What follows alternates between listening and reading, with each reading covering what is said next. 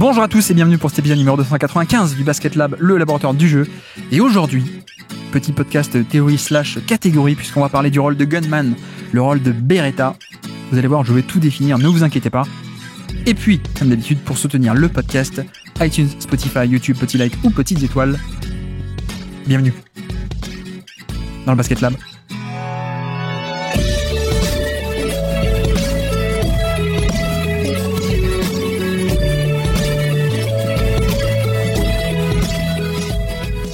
Alors, le rôle du Gunman ou du Beretta, non encore à déterminer, vous me direz lequel vous préférez.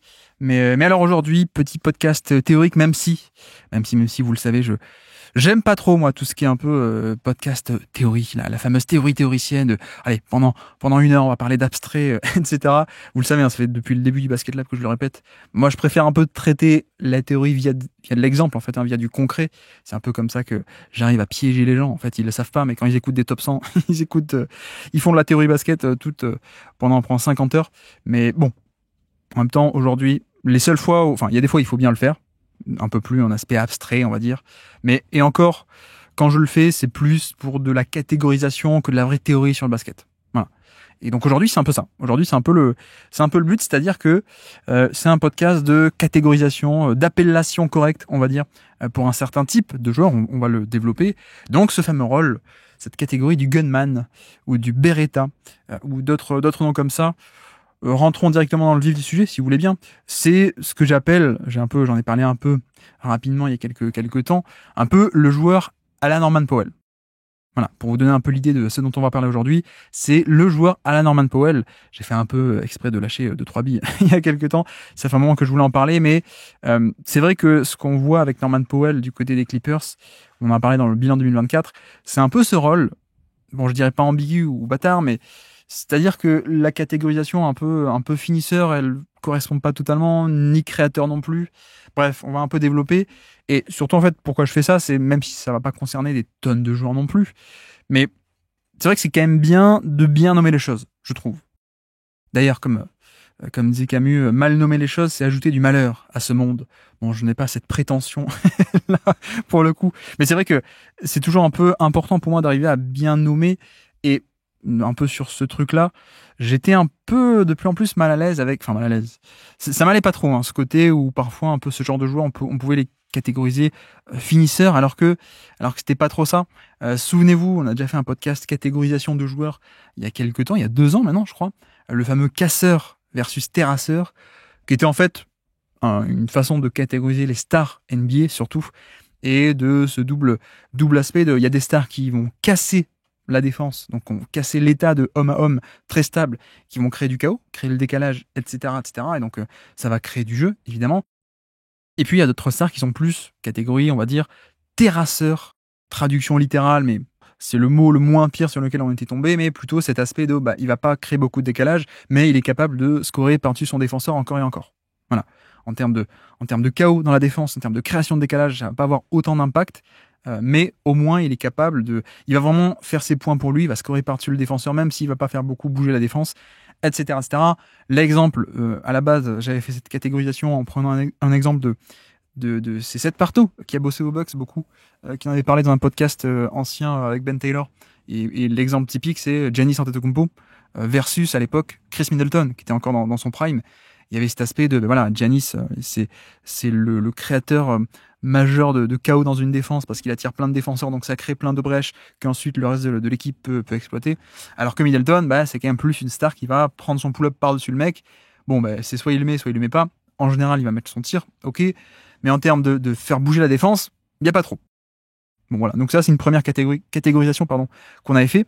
Et c'est vrai que finalement, le gunman ne rentre dans aucune de ces catégories.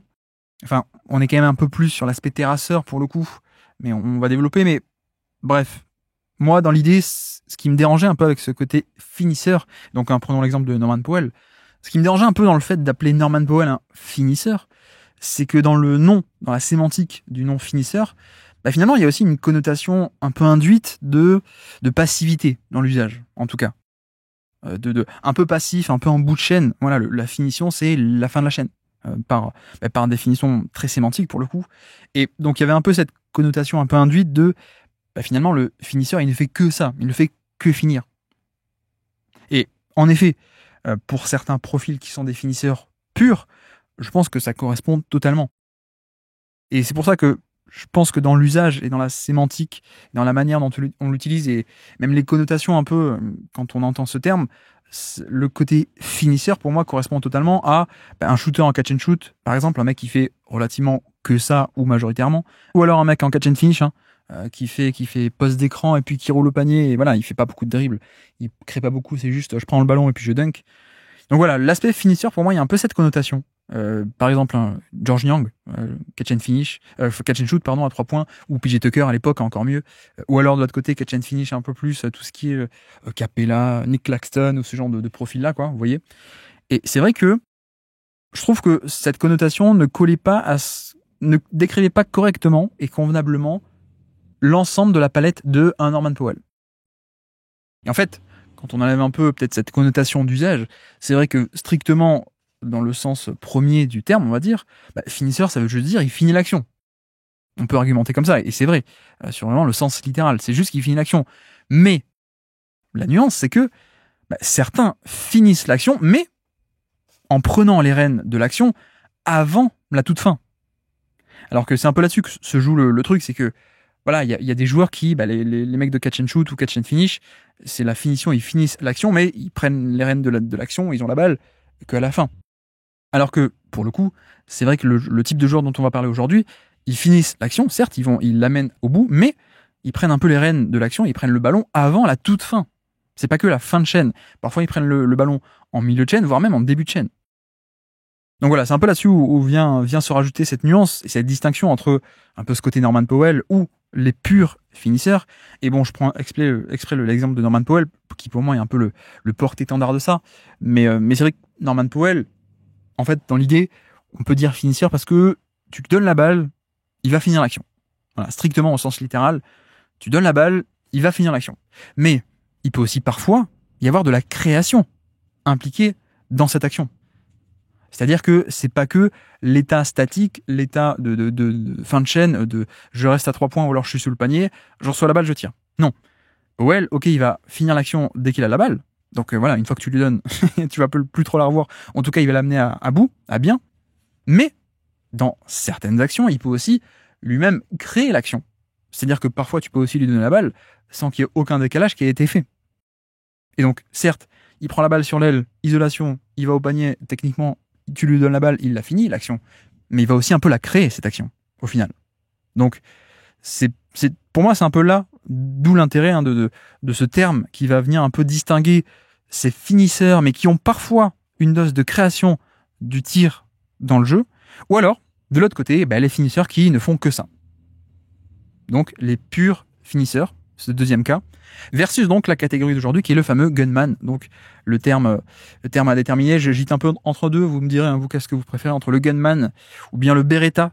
Bon, gunman a un mot un peu anglais, alors que c'est vrai que j'aime toujours avoir un mot français, mais voilà, c'est vrai que artilleur, canonnier, je ne sais pas, mais tout ça fait aussi référence à un peu le côté sniper, quoi, le côté un peu le sniper, on l'utilise pour le finisseur pur, quoi. Donc bref, mais pourquoi est-ce que j'ai pensé à ce terme aussi, pour dire un peu la genèse, comment est-ce qu'on pourrait se servir de ça pour ceci. Bon, gunman, c'est un peu le terme que j'ai trouvé ensuite, mais beretta, ça me plaisait beaucoup.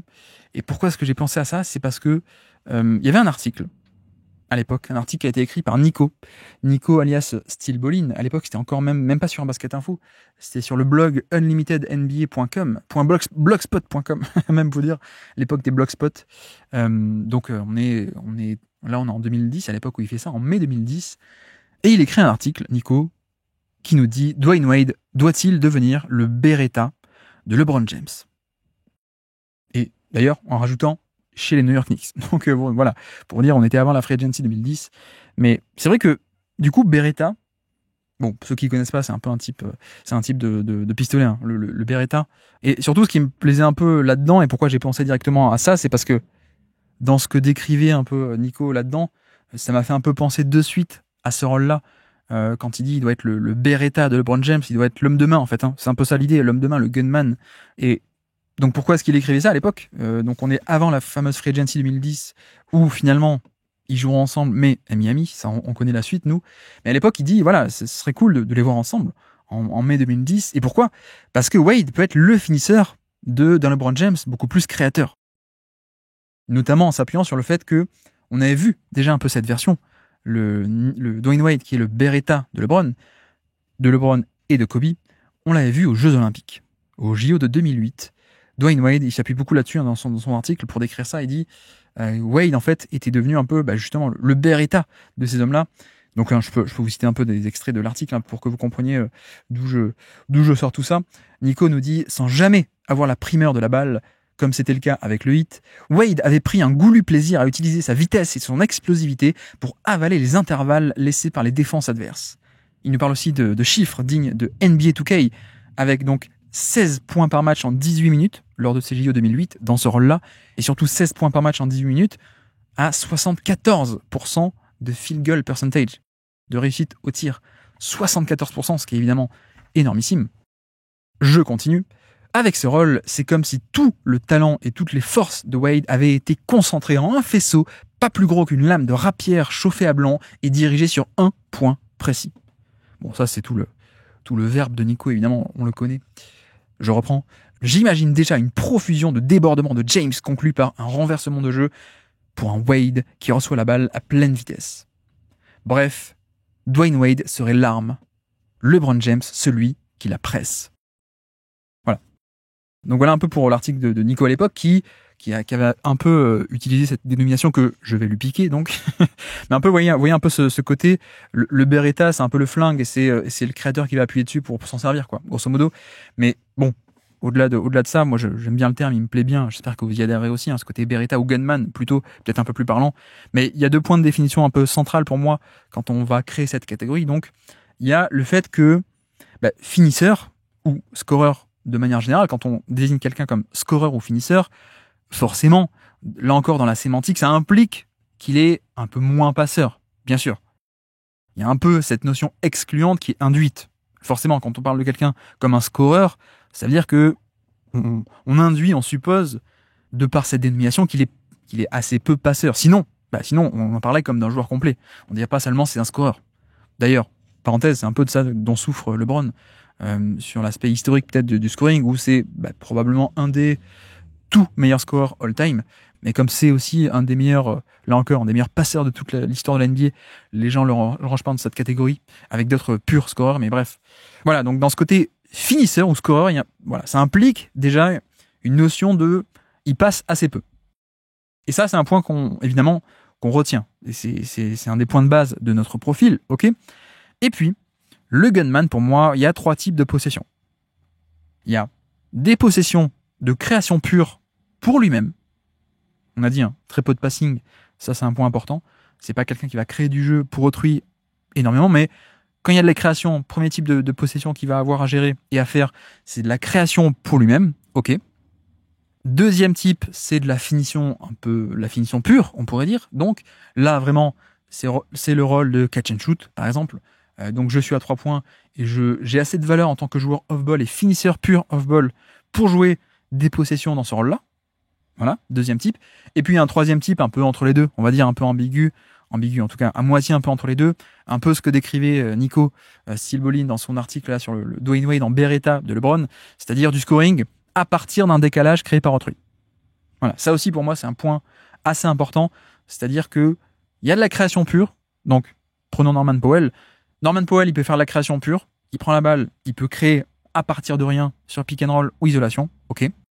Il y a ce qu'on appelle aussi de la finition pure, c'est-à-dire à côté de Kawhi ou James Harden ou Paul George à l'époque, il peut être en catch and shooter, ok. Et puis, pour moi aussi dans le gunman, il y a aussi cette notion de, je peux aussi avoir cette synergie en mouvement, et donc c'est-à-dire un peu comme Wade à côté de LeBron et Kobe, JO 2008, la valeur d'espace qui a déjà un décalage et qui peut l'exploiter. Pour moi, le gunman aussi doit avoir ça. C'est-à-dire ce scoring à partir d'un décalage qui a déjà été initié et créé par une autre superstar. Donc, c'est pas de la finition pure. C'est pas je reste dans mon fauteuil et je prends le tir.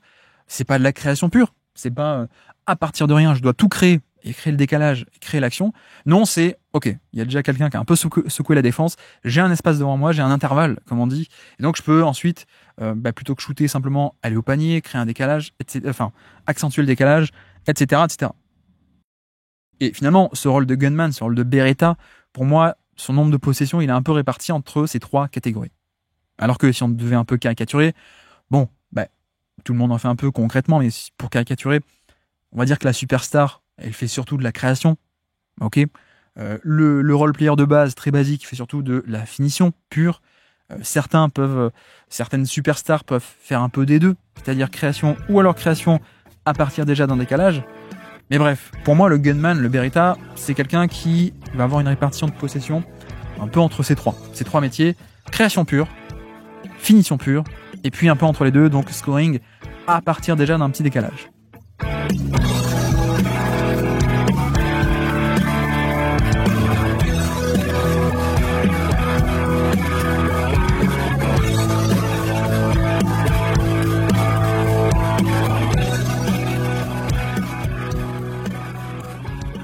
Donc, à partir de cette définition, avec des mots, avec des phrases en français, essayons de déterminer des critères très, très mathématiques, non, mais très basket, très, très concrets.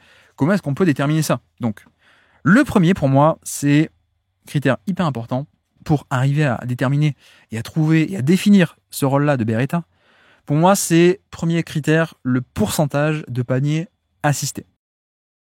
C'est-à-dire, par rapport à ton nombre de paniers que tu as inscrits, combien de ces paniers-là ont été consécutifs à une passe décisive d'un coéquipier. Versus, évidemment, combien ne sont pas consécutifs à une passe décisive, donc sont créés par toi-même.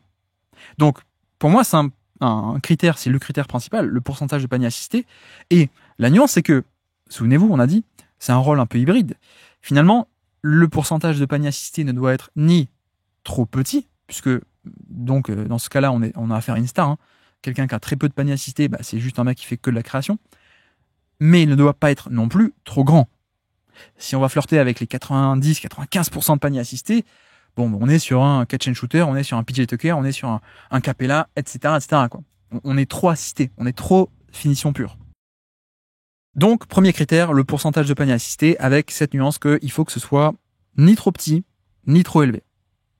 Deuxièmement, pour moi, il y a un peu un besoin de shoot et de 3 points pour cet aspect de finition pure. Et de facto, c'est vrai que j'exclus un peu les bigs de cette conversation, les intérieurs, pour le dire en français. Pour moi, certains intérieurs peuvent un peu coller à ça, mais dans l'idée, c'est pas trop ce que j'ai en tête. Je pense qu'on a plutôt affaire à des extérieurs. Parce qu'il y a aussi cette notion de, je reste sur l'aile, dans le corner, je fais de la finition pure à 3 points. Donc, panier assisté, premièrement, le pourcentage. Le shoot à 3 points, donc ça en termes de volume, de tentatives par match ou par 100 possessions, etc. Ça, on verra concrètement. Troisièmement, très important aussi pour moi, l'usage. Donc le volume de responsabilité. Et pourquoi j'en parle? C'est parce que pour moi, il ne doit pas être trop élevé, cet usage. Parce que, en fait, si on est trop élevé, on n'est pas sur un gunman, on est sur une superstar offensive. Et particulièrement, on est notamment sur un terrasseur de défense. Le rôle que j'ai décrit tout à l'heure, c'est-à-dire la star qui, comme le gunman n'a pas trop de passing, donc n'a pas trop de création de décalage à proprement parler ou de savoir l'exploiter, c'est juste le mec qui va scorer, d'accord? Mais si il fait ça, un gunman qui est à 35% ou 30% d'usage, pour moi, donc à la barre symbolique des stars, en fait c'est une star, c'est un terrasseur de défense, c'est un defense beater, comme on dit dans ce podcast-là, en anglais. Voilà, pour moi le gunman c'est aussi un rôle et un usage qui est pas si élevé que ça, au final. Sinon, on est juste dans le côté star pour elle-même, quoi, au final. Par exemple, je peux le dire de suite, mais pour moi, Jaylen Brown actuellement ne rentre plus dans ce côté gunman. Jaylen Brown, c'est une superstar offensive. Voilà. C'est un gros usage, donc c'est un terrasseur de défense, ok, mais c'est une star. Donc pour moi, usage, pas trop gros. Évidemment, pas trop faible non plus, mais en même temps, c'est un usage qui est trop faible. Là, on retombe juste sur du joueur trop sobre, quoi. Donc il n'y a même pas de création, mais voilà. Usage pas trop élevé, donc pour le troisième critère. Quatrième critère, le ratio de playmaking. On a dit, on est plutôt sur des types, une catégorie particulière de finisseurs, mais donc on est quand même sur de la finition, que ce soit de la finition à partir de sa propre action ou alors d'une action créée par autrui. Mais on est sur la finition, et comme on a dit avec de la finition, il y a peu de passing. Donc, critères pour déterminer ces joueurs-là, critères assez faciles, on en parle souvent sur le Basket Lab, le fameux ratio de playmaking, qui est donc, enfin, le terme n'existe pas, hein, c'est moi qui l'ai inventé d'ailleurs ça, mais c'est en fait sur Cleaning the Glass, le site de stats de Cleaning the Glass, on prend l'assist percentage, on le divise par l'usage percentage, donc en français, le nombre de passes qu'on fait par rapport à son nombre de ballons. Voilà, très simplement. Assist par usage. Et donc, bien sûr, pour le gunman, pour le Beretta, il faut qu'on ait un ratio de playmaking, un assist par usage très faible. Évidemment. Sinon, en fait, on a affaire à un connecteur. Et ça, on a déjà dit, on avait déjà fait un podcast sur les connecteurs. Qu'est-ce que c'est le rôle de connecteur? C'est le mec qui n'a pas un volume de star, le mec qui n'est pas un créateur pur, qui va juste amplifier les décalages, mais qui va amplifier les décalages non pas que pour lui-même, mais aussi pour l'équipe. Donc, un décalage est créé, je suis capable d'attaquer l'espace et de faire la passe, l'extra-passe, fluidifier le jeu, etc. Donc, ça aussi, c'est un peu ça qui va différencier le gunman plutôt typé scoring que pour lui, ou le connecteur de type Josh Hart, Jrue Holiday ou des mecs comme ça. Voilà, eux, ils répondent à des critères de pourcentage de panier assisté, ils répondent aux critères de shoot à 3 points, d'usage, pas trop élevé, mais par contre, ça colle pas sur le ratio de playmaking parce qu'eux, ils font des passes et ils fluidifient le jeu. Alors que le gunman, c'est un type particulier, comme dit, de tu prends la balle, tu finis, et pas trop de passing. Voilà, c'est un peu ce rôle-là. C'est l'homme de main, en fait. L'homme de main. Je te donne la balle, que ce soit en début d'action ou en fin d'action, je te donne la balle, tu finis, et il n'y a rien pour autrui. Je caricature un peu, mais c'est le cas. Donc, le ratio de playmaking doit être assez faible également. Critère aussi important, mais qui est un peu induit, sinon c'est juste qu'on a un mauvais Beretta, l'efficacité, évidemment. Mais bon, ça alimente un peu le rôle, parce que le mec qui est un Beretta mais pas efficace, on va juste arrêter de lui donner la balle, et puis voilà, il va retomber sur un statut de role-player banal qui a même pas de création, quoi. Bon, sauf si vous êtes Caris LeVert, mais mais voilà, pour moi, la valeur aussi, en fait, de ce Beretta, c'est quand il est efficace. La valeur de ce gunman, c'est que c'est un homme de main, mais qui marche très bien. Donc, là, j'énumère un peu avec des phrases, encore une fois en français, mais après on fera des critères précis si vous voulez. Mais là, grosso modo, pour moi, il y a cette notion d'efficacité, voilà, qui est hyper importante. Et efficacité, vous pensez de suite au scoring, mais je rajoute donc un 6e critère qui est efficacité plus générale, efficacité dans la propreté aussi. Donc, je rajoute le critère des turnovers.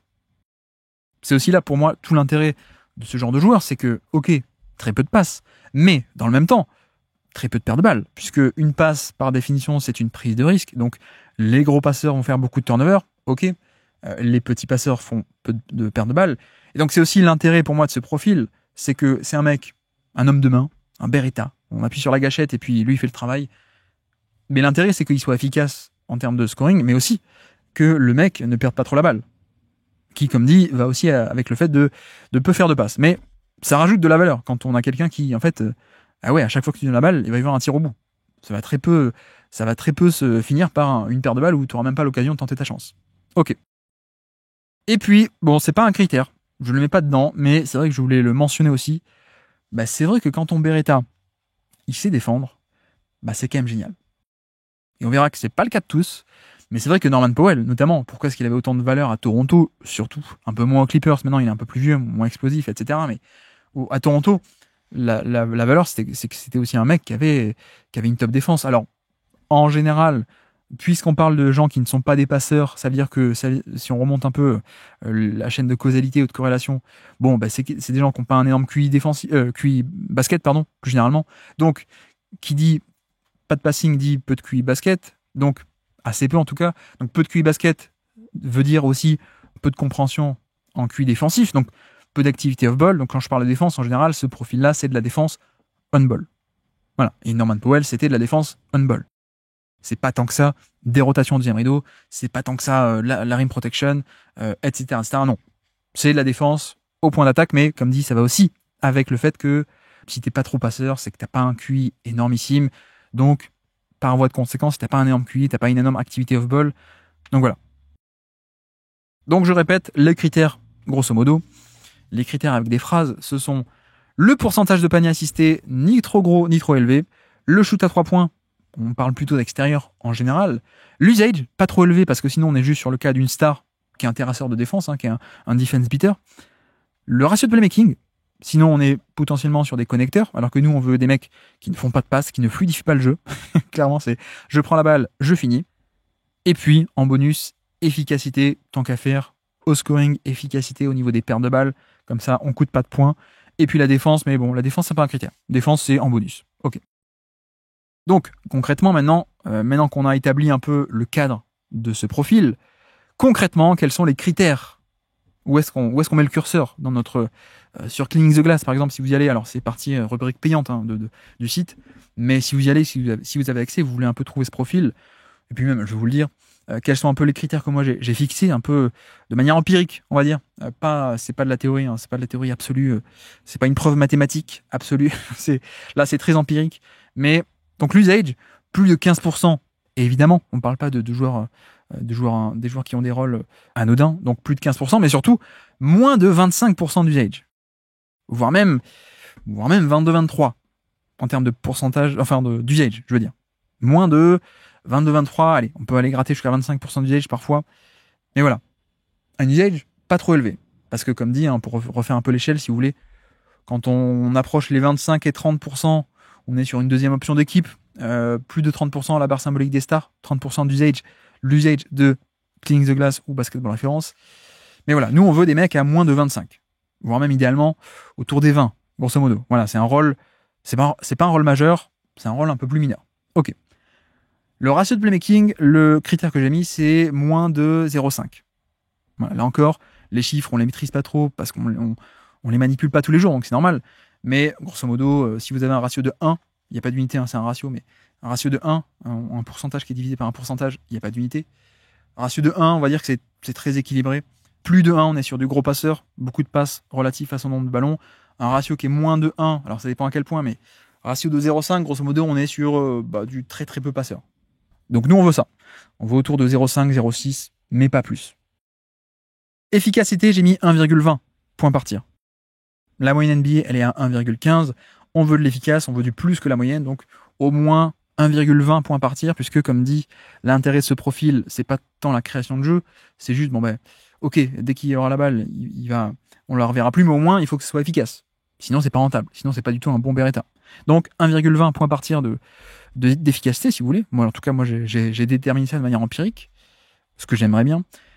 Le pourcentage de paniers assistés, bon, c'est un peu compliqué. Ça dépend des équipes, ça dépend des années aussi.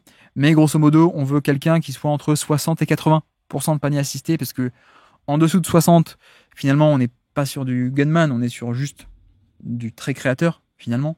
Autour des 20, 30, 40%, même 50% de paniers assistés, on est quand même sur du gros créateur. 50%, un panier sur deux assisté, notamment autour des 50, on a même des mecs comme Paul George, Devin Booker, etc. Donc voilà, vous voyez que c'est quand même de la star qui a quand même beaucoup de création dans le jeu.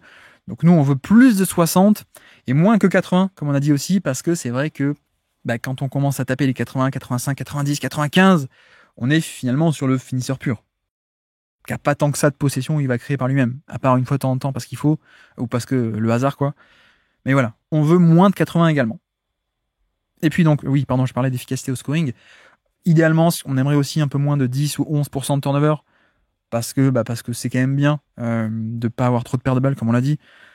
Donc voilà, quand on mélange tout ça, pour cette année 2024, par exemple, on a quelques noms qui ressortent. Et donc, qui sont les Beretta de 2024 ? On a Norman Powell. Voilà, tête d'affiche, évidemment. On a Trey Murphy, des Pelicans. Trey Murphy, qui, à mon avis, est également un parfait porte-étendard de ce rôle-là pour les dizaines à venir, à mon avis. Michael Porter Jr., là aussi, une des stars de ce rôle-là. Et le quatrième, c'était Lauri Markkanen. Et c'est vrai que, comme dit, alors, j'ai fait un peu de manière empirique, donc c'est pas totalement décorrélé. Hein. Mes critères sont pas... C'est pas un hasard total de tomber sur eux vis-à-vis des critères. Non, c'est juste, j'ai aussi choisi les critères aussi un peu en fonction de ça, un peu à la louche, un peu en mélangeant, je veux dire. Donc c'est pas totalement un hasard hein, quand on tombe sur ces noms-là. C'est un peu l'inverse. J'ai aussi bâti les critères par rapport à ce genre de porte-étendard, mais voilà, c'est un peu ça dans l'idée. C'est que on a des mecs qui... Norman Powell, Trey Murphy, Porter Jr., Markkanen. Moi, ça me dérange un peu d'appeler ces gens-là des finisseurs. Assez clairement. Parce que il y a une notion de finition dans leur jeu. Ok, il y a une notion de jeu sans ballon, il y a une notion de finition pure. Mais il y a aussi de la création. Et en même temps, ça me va pas non plus d'appeler Michael Porter Jr. un créateur. Porter Jr., c'est pas le mec à qui on donne de l'isolation encore et encore. Norman Powell non plus. Trey Murphy non plus. Markkanen non plus. Mais il y a quand même de la création. Création balle en main. Ou alors, d'ailleurs, hyper important aussi, de la création un peu indirecte. C'est pour ça que, notamment un mec comme Markkanen, ou comme Trey Murphy, ou même Porter Junior d'ailleurs, ils sont plutôt autour des 80% de paniers assistés plutôt que des 60 comme parfois on aimerait. Parce que, dans les faits, il y a des paniers qui sont assistés, mais c'est pas des paniers assistés où ils attendent loin du ballon sans rien faire et puis il y a l'offrande qui arrive, quoi. Non. Il y a aussi, par exemple, tout ce qui est jeu de dribble and off, des jeux de main à main. Bon, certes, il y a une assist parce qu'il n'y a pas de dribble entre le moment où ils ont la balle et le tir, mais c'est créé aussi, notamment par eux-mêmes. Ou alors, des jeux en sortie d'écran. Le jeu en sortie d'écran, clairement, c'est une assist parce que c'est juste, je sors d'un écran, je prends le tir, donc c'est assisté, il n'y a pas de dribble. Mais voilà, c'est quand même pas un panier assisté, genre je dunk sous le panier, j'ai rien fait, quoi. Non, il y a une dose de création. Donc c'est pour ça que j'aime aussi ce rôle-là et cette dénomination en fait de Beretta, de gunman, parce que je me sens plus à l'aise de dire ça une fois qu'on l'a défini maintenant sur le Basket Lab.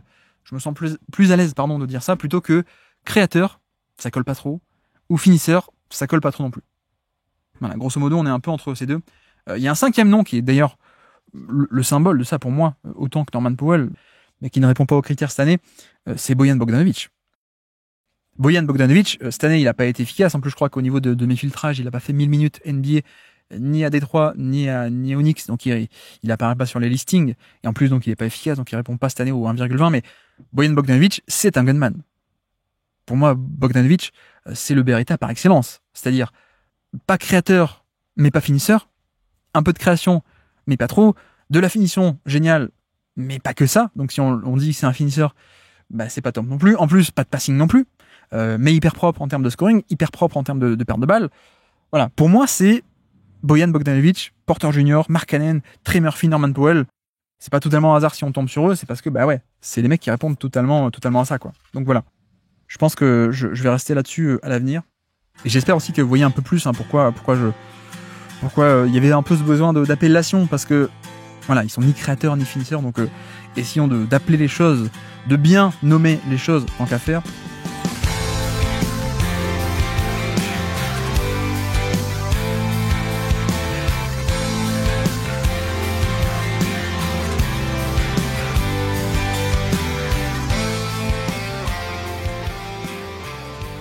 Et puis, juste pour finir, citer quelques autres noms. Bon, cette année, on n'a pas d'autres noms qui répondent à ces critères, mais est-ce qu'on a d'autres noms qui peuvent rentrer dans cette catégorie pour le futur ? Enfin, d'ailleurs, je peux commencer par le passé.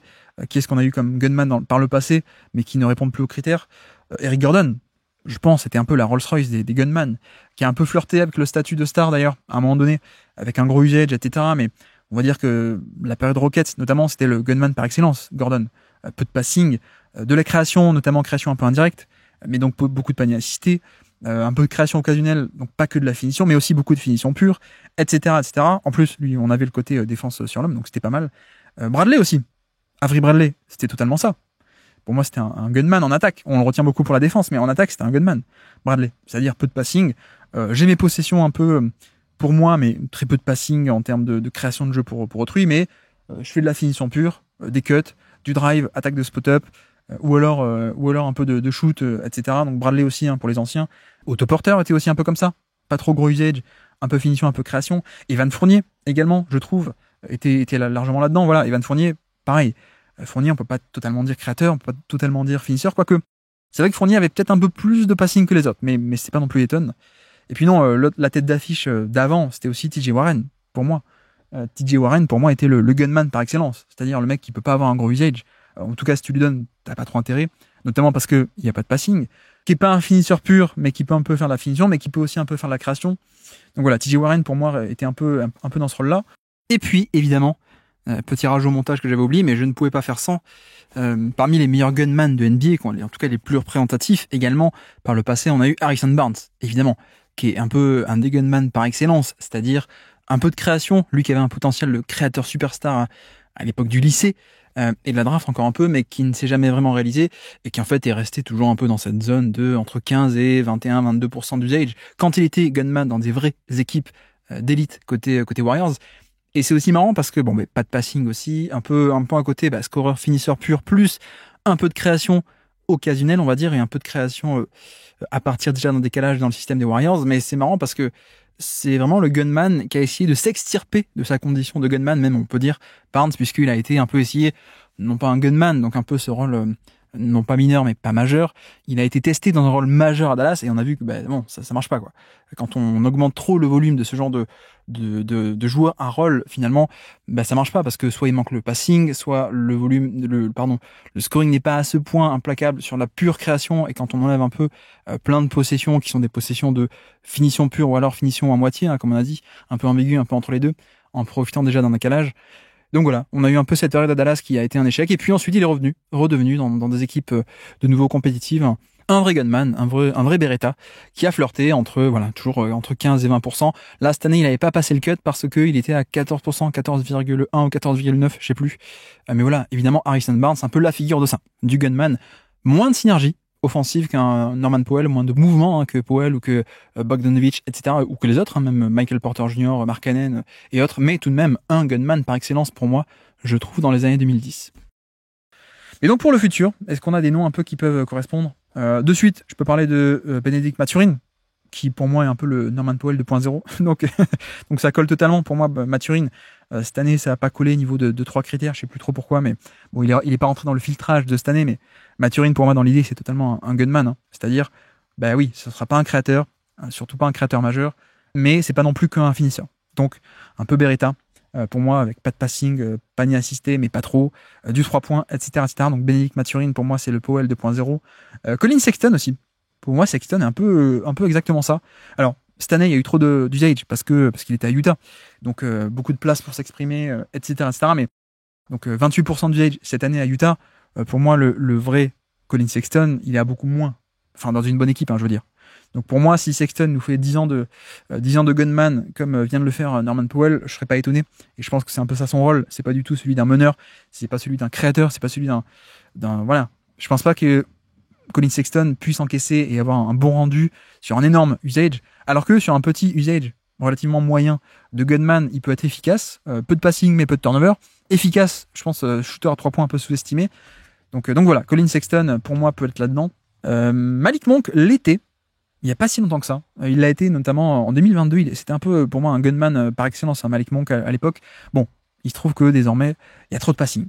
À Sacramento, il a développé un peu ce côté passing, donc on est passé de gunman à un peu plus créateur collectif. Plutôt créateur collectif de seconde unit, ou même avec les titulaires, je veux dire. Mais Malik Monk, il y a trop de passing désormais pour qu'il soit simplement un gunman, en fait. On est au niveau du... Alors, j'ai pas noté, mince, mais on est, je crois, au-dessus des 1 de ratio de playmaking. Donc voilà, on a quelqu'un qui fait ses sorties d'écran, mais qui ensuite est capable d'exploiter le décalage. Donc c'est plus totalement pareil. Mais Malik Monk, c'était un peu ça à l'époque, en tout cas en 2022, son année aux Lakers, avant de développer le passing. RJ Barrett. Je me demande si RJ Barrett, ça pourrait pas être ça son rôle principal. Alors, peut-être pas, parce que allez écouter le podcast qu'on a fait, le bilan 2024 des Toronto Raptors qu'on a fait. Notamment, je développais un peu cet aspect où pour moi, ça pourrait être sympa de le tester poste 3, poste 4, poste 4 small ball, un peu plus aller titiller sur ce côté un peu poseur d'écran. Il peut jouer un peu gros parce que c'est un énorme gabarit, donc je le verrais bien être en finisseur off-ball à la intérieur, entre guillemets, plutôt que insister comme là avec beaucoup de pull-up. Mais je me demande si Barrett pourrait pas être un peu ça, au final. Un espèce de gunman, c'est-à-dire, bon, on veut pas trop que tu aies un gros usage, on commence un peu à le comprendre ça. Mais c'est vrai que par moment, ça peut être un mec qui a certains mismatchs avec lui, donc l'envoyer au poste bas, l'envoyer sur drive. Donc voilà, RJ Barrett, ça pourrait correspondre, ça pourrait être une voie de développement assez intéressante, pour lui, donc on suivra ça. D'autres noms aussi. Bon, Gary Trent Jr. aussi, je pense Gary Trent Jr. appartient aussi à cette catégorie. Tim Hardaway Jr. aussi, c'est totalement un gunman, Hardaway Jr. C'est-à-dire, tu veux pas qu'il ait 28% d'usage, Hardaway. Tu veux pas non plus qu'il ait 10%, tu veux pas le sous-utiliser, mais Hardaway Jr. c'est un peu le Bojan Bogdanovic du pauvre pour moi. C'est-à-dire de la création un peu, mais surtout de la création indirecte avec beaucoup de sorties d'écran, parfois un peu dribble and off, mais voilà. Création par son jeu off-ball et par ses sorties d'écran. Du shoot, il peut jouer en finisseur pur, il peut un peu créer comme ça en tant que moteur de la seconde unité. Après, non, j'avais d'autres cas. Terry Rozier. Est-ce que Terry Rozier n'aurait pas intérêt à devenir ça ? Et le problème, c'est qu'actuellement, on est un peu loin de ça. Et notamment en termes dans son jeu, on le voit en termes de pourcentage de paniers assistés, il est à peine à 40%. Il est autour des 40% de paniers assistés à peine. Alors que, comme dit, les vrais gunman, les Beretta, sont autour des 60, 70, 80% de paniers assistés. Bon, ça traduit aussi le fait que lui a toujours voulu être un créateur, alors que malheureusement il est pas bon là-dedans. Mais je me demande si ça peut pas être aussi une piste de de développement nouvelle. Maintenant que on a compris, voilà, ça fait quoi? Ça fait une petite dizaine d'années qu'il est en NBA. En tant que créateur, il a eu sa chance pleinement à Charlotte. On a vu que, non, il y a un plafond inintéressant. Enfin, pas assez intéressant plutôt. Mais tout de même, c'est un mec qui a du 3 points, qui est un bon shooter. Modulo, malheureusement, les pull-ups à 3 points qui font baisser l'efficacité, mais c'est un vrai bon shooter. Plus un côté assez explosif. Alors, pas du tout catastrophique en termes de finition au layup, mais à partir d'un décalage, s'il a déjà un décalage, peut-être que la voie jusqu'au panier est un peu plus ouverte. Donc on pourra un peu avoir ce côté gunman de 3 points ou alors attaque de close-out, et puis un peu de création parfois. Mais voilà, ça impliquerait de changer un peu le style de jeu. Et on a vu que même sur la deuxième partie de saison à Miami, non, on était encore autour des 40% de panier assisté, quoi. Donc on était encore beaucoup trop créateur. Et c'est un peu dommage parce que pour moi, Terry Rozier, plutôt l'inverse. Norman Powell, c'est un Terry Rozier qui s'assume en fait. alors que Rozier, c'est un Norman Powell qui s'assume pas et qui veut être créateur. Alors que voilà, Powell, il a compris, ou en tout cas, il a pas ce genre de velléité de non, je veux être créateur, je veux mes pick and roll, je veux mes pull-up, etc., ainsi de suite. Non, il est conscient de son rôle. Et je pense que Rozier pourrait totalement rentrer dans ce rôle-là. Puisqu'on parle de Rozier, Clarkson, ça aurait pu être pareil un peu, mais lui a toujours été un peu trop créateur également. Pour être totalement dans ce rôle de gunman. Et voilà, la différence entre un Powell et un Clarkson, peut-être il y a un peu de finition pure, parce que Powell est vraiment un shooter d'élite. Clairement, là où Clarkson, c'est plutôt un bon shooter, on va dire. Mais c'est vrai que le gap d'efficacité aurait pu être un peu plus proche, un peu plus comblé par le fait que si Clarkson avait abandonné 1/5 de son jeu, qui était de la création, s'il l'avait transformé en finition, en tout cas en panier assisté plutôt que non assisté, peut-être que Clarkson serait un peu plus proche en termes de valeur de Norman Powell plutôt que ce qu'on a actuellement, quoi. Donc voilà, un peu dommage à Clarkson qu'il ait jamais fait cette métamorphose. Je parle de lui parce que, comme dit, peut-être que Terry Rozier ne la fera pas et donc restera un peu le Clarkson des 5 ou 6 années à venir, quoi. Mais voilà, à surveiller le Terry Rozier, ça m'intéresserait de le voir dans ce rôle-là à Miami, à voir si le hit et sa hit culture ne peuvent pas le transformer. Anfernee Simons aussi, cas hyper intéressant de Anfernee Simons, parce que lui, c'est un des tout meilleurs shooters de NBA de très très loin. Vraiment, on a un shooting pur très impressionnant et qui a pas trop de passing.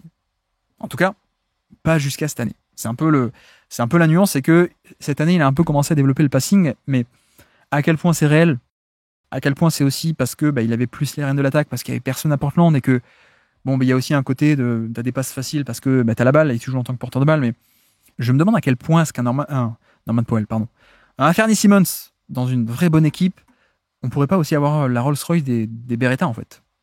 Parce que Simons, pour moi, ça peut être totalement ça, le côté finisseur pur, où il peut être excellentissime, à 3 points notamment, mais aussi un peu, il est assez athlétique, donc il peut un peu attaquer les close-out, au moins attaquer les intervalles, plus un passing qui est pas hyper développé, donc ça sera un peu de la finition, l'homme de main, quoi, le gunman par excellence, je te donne la balle, tu finis, plus un peu de création à l'occasion, mais pas trop.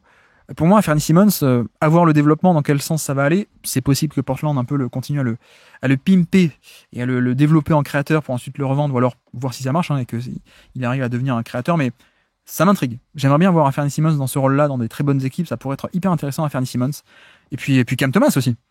Cam Thomas, ça pourrait être pas mal. Là encore, je crains un peu le développement en mode Jordan Clarkson, en mode créateur pur.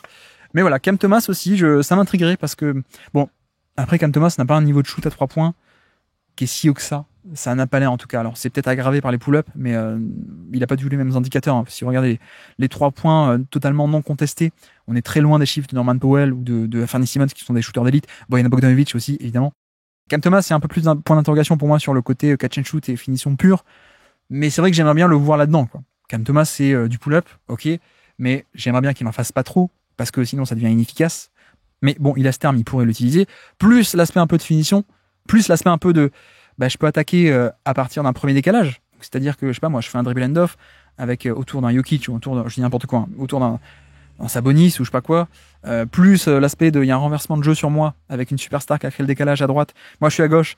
Mon défenseur a dézonné pour faire un stunt. Je peux attaquer dans l'espace parce que je suis assez athlétique et assez explosif. Bref.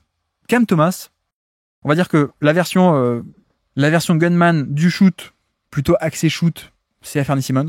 La version gunman, plutôt axé slashing, ça pourrait être Cam Thomas. Mais là encore, on parle de futur, on parle de développement et on ne sait pas dans quelle direction ça pourrait aller en termes de développement. Donc voilà. Voilà pour ce petit podcast théorique. On va pas en faire plus, mais vous avez un peu compris l'idée. comme dit, pour moi, ça va pas bouleverser, je pense pas, le monde médiatique, mais ça me tenait à cœur un peu de le faire, et je pense que je renverrai prochainement à chaque fois que j'en parlerai à ce podcast. Mais c'est une catégorisation importante pour moi en termes de, alors c'est peut-être que de la sémantique pour vous, mais à la fois c'est intéressant d'arriver à trouver des rôles comme ça pour pour distinguer, pour parler correctement, de distinguer qu'est-ce que font vraiment des joueurs. Et puis il y a cet aspect aussi important à mon sens de bien nommer les choses pour mieux discuter. Voilà. Parce que dans des débats ou dans des discussions, pour l'un, il va trancher un peu un côté, moi je vais appeler Porter Junior un finisseur, et l'autre il va dire, non, moi je vais appeler Porter Junior un créateur, alors qu'au final, peut-être les deux ont exactement le même avis, à 1% près, mais l'un il tranche plutôt d'un point de vue sémantique pour créateur et l'autre pour finisseur. L'auditeur il croit qu'il y a un écart énorme, alors que finalement pas tant que ça. Et puis même moi, je trouve que voilà, cet aspect de bien catégoriser, bien nommer, ça aide aussi à mieux comprendre. Et dans ce cas-là, je trouve que ce rôle de Beretta, de gunman, c'est important à définir parce que c'est un type de joueur particulier qui a de la valeur lorsqu'il est efficace. Sinon, le gunman pas efficace, coucou Caris LeVert, mais non merci. Mais voilà, c'est un type de joueur particulier qui ne rentre pas dans les autres catégories principales. Donc, ça me paraissait un peu important de le définir. Très simplement, ce podcast sans prétention aujourd'hui, mais ça me plaisait de le faire. Ça faisait quelques mois que j'y pensais, qu'il fallait que je le fasse, donc je suis content de l'avoir enfin fait. J'attends vos retours au niveau du nom. Est-ce que vous avez lequel vous préférez? Je trouve que Gunman est peut-être plus parlant que Beretta, ou Beretta, les gens vont se dire, Beretta c'est un flingue quoi. Qu'est-ce que ça veut dire? On pense pas de suite à ça, on pense au flingue plutôt. Mais voilà, si vous avez d'autres noms, n'hésitez pas. Et donc voilà pour ce petit podcast sur les Gunman, les Beretta en NBA.